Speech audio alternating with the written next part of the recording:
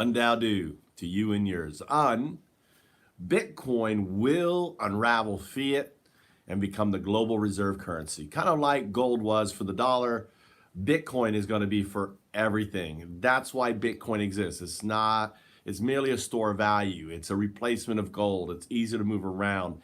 It's not really geared basically to be a transactional thing. Satoshi will be, but not Bitcoin. But I'm not here to talk about that. That's UnDAO. The blockchain right here, there's Ethereum, there's Elixir, and right there in the middle is EOS, and that ties to Brock Pierce. We call them cryptocurrencies. They're built on blockchains themselves.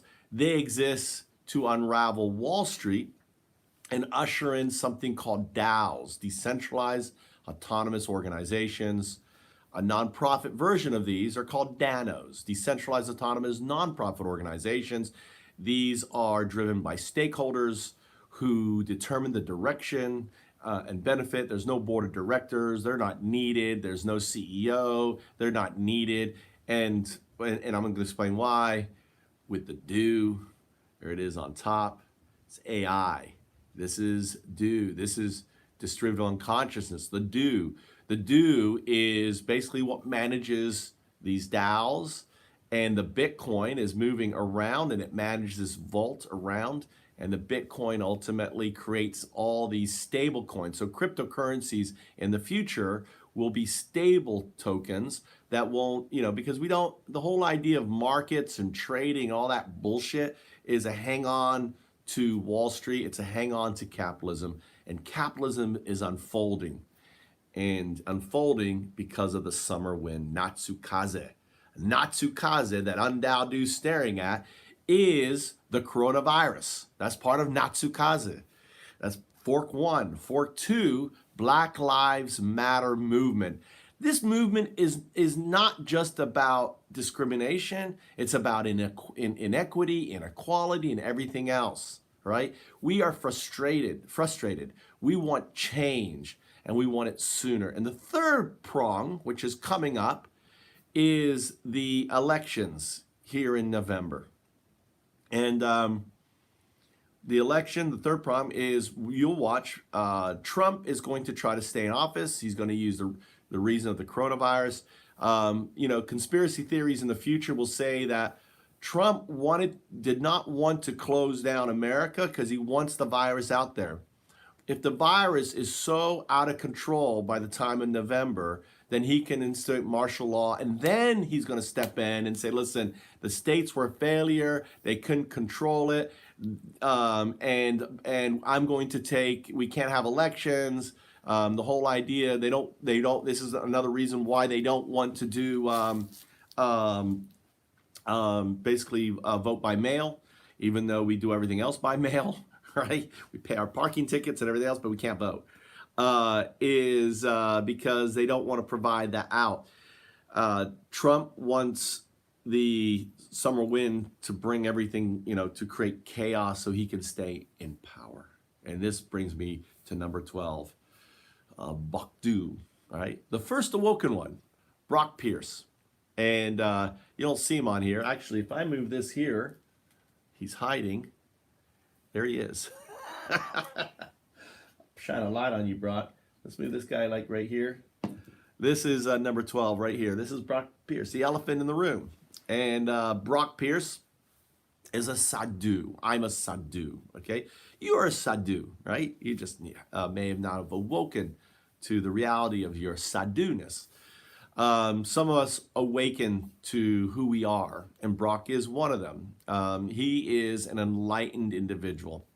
And like you and like me, right, has had his challenges, his indiscretions, his follies. He's a human. All of us have.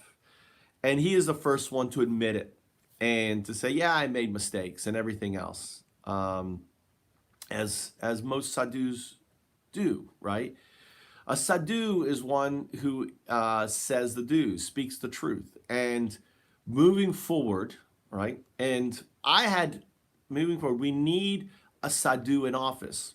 We need a visionary in office, someone who actually understands technology, understands where we're going and what needs to happen, and how to bring things about. Someone who is grounded in the whole transition of the fourth age, which we're currently in. The fourth age started 3000 BC. According to the Mayans, 5,250 years ago, around 3000 BC to 2012, right?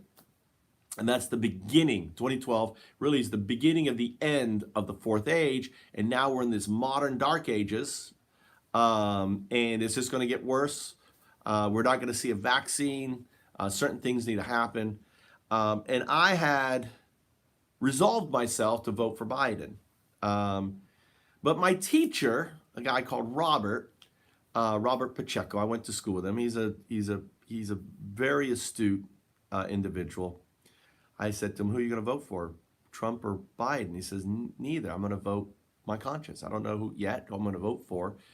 And I was like, how dare you? We want to get Trump out, right?